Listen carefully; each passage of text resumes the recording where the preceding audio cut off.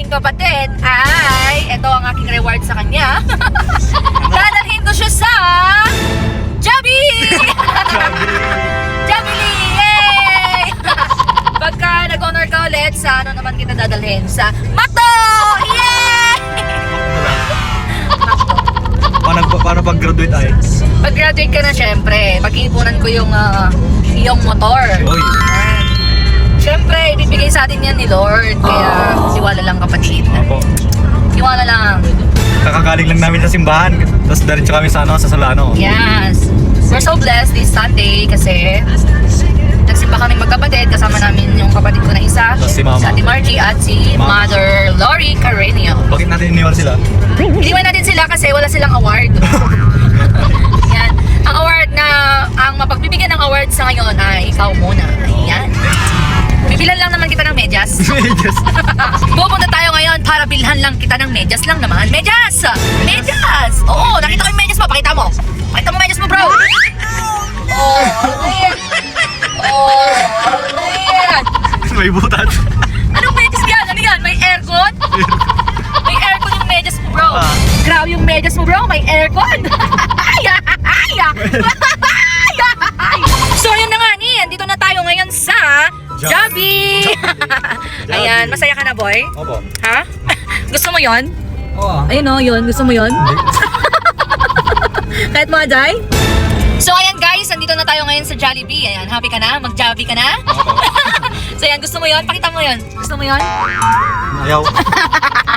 So, ayan guys, at natatanungin ko siya kung ano yung gusto niyang ipabili ngayong araw. Dahil, yan ang aking award sa aking magaling na bunso. So, ayan, tara na sa loob ng Jollibee at mag-order ka na ng iyong gustong kainin. Okay? So, tara! Let's go! Eto nga. Oh.